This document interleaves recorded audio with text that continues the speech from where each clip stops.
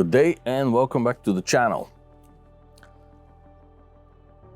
People have described me as a bookworm long ago, a book rat, and some infinitely less polite descriptors, and I plead guilty to all of these. So it will come as no great surprise that we are going to be revisiting another one of my research tools here that is also visible on the SYSTER channel, and a link for purchasing the book is below the video. By all means, for all of you who are interested in this exciting period, the golden age of the Dutch, this is a must-have. It is inspired by the Riff Winfield books, no question about it, but it is not really exactly the same organization as the Winfield. This is because of the nature of the evidence that is available. Winfield is dealing mostly with much more organized, administrative, centralized archives. The Dutch were never centralized. The Republic had at least 5 different admiralties, each maintaining their own standards, each of them maintaining their own fleets in accordance with supposedly overall plan. Long-term visitors to this channel are perfectly well aware of just how partial I am to Dutch seafaring history of the 17th century and how full of admiration I am for Dutch shipbuilding. And this is a period that I find exciting on so many different levels. But among everything else, it is particularly well served by the fact that we have such brilliant artists. Like, of course, the father and son Willem van de Velde are the grandmasters of maritime art of this period. They are also the best known, but they're not the only ones.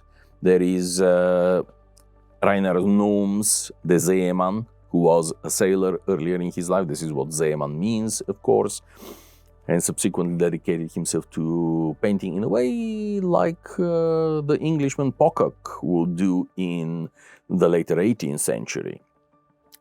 There are numerous artists, so many of the ships that we read about in history that are mentioned in the archives that had such active careers, we have their portraits. Unfortunately, the portraits do not always correspond to technical information being available for these vessels. This is where the Dutch warships in the age of sail comes into play. Mr. Bender used to have 2 blogs. This is 10-15 years ago. I have not seen them recently. I am not even aware whether the gentleman is still alive and continues to do research. But the book that he produced, parts of it were available on his blogs at the time. He was describing in very interesting postings the gathering of information about these vessels. And the book is a great tool. I have used it again in connection with the Tobago expeditions, of course. Where it differs from Winfield is that we do not have the same uniform information for all the types of vessels. The book is organized by period and within the period by admiralty.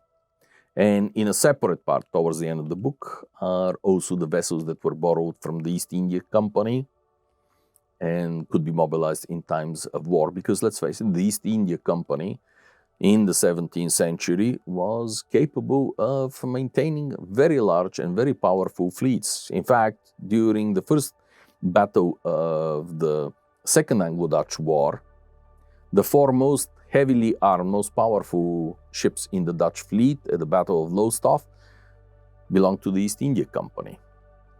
If memory serves me right, all 4 were lost in the battle, but this is neither here nor there. The point is that the largest, most powerfully armed belong to the VOC. So it is hardly surprising that we see the VOC and their fleets discussed here.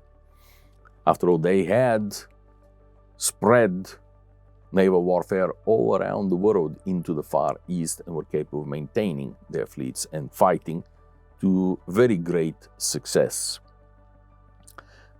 In other places, I have already commented that one of the fascinating things about the Dutch in this period is that a country that had no resources whatsoever came to be the dominant merchant and maritime power in the world. There is a lesson there to learn by small countries in the 21st century, but of course they prefer not to learn these lessons of history. I think it was Churchill who said that the only thing we learn from history is that we do not learn from history. And this is another such case. I heartily recommend the book. Yes, the information is uneven. For some ships, we have quite detailed rates of armaments, usage of the vessels, manpower, construction details, dimensions of the vessel, and for others we have no more than just the name mentioned somewhere in the archival information. In this, it differs quite a bit from, let's say, the British Navy or even the French Navy, which are much more centralized, much more bureaucratic even in this period. At any rate, I personally think that this is a great contribution to any research library, and if you are interested in attempting to reconstruct or to offer interpretation of a Dutch warship of the period, this book is a good starting point, especially since the introduction is written by no lesser authority on the 17th century navies than J.D.Davies. Dr. Davies is one of my all-time favorite maritime historians currently active. In addition, he also is a novelist. The only series dedicated to 17th century naval actions were written by Davies.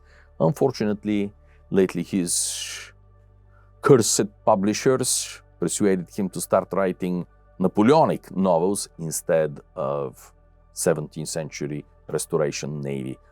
We curses them for that.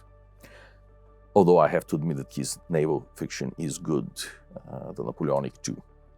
With this, thank you so much for watching, commenting, liking, and sponsoring the channel. Thank you very, very much indeed. Goodbye.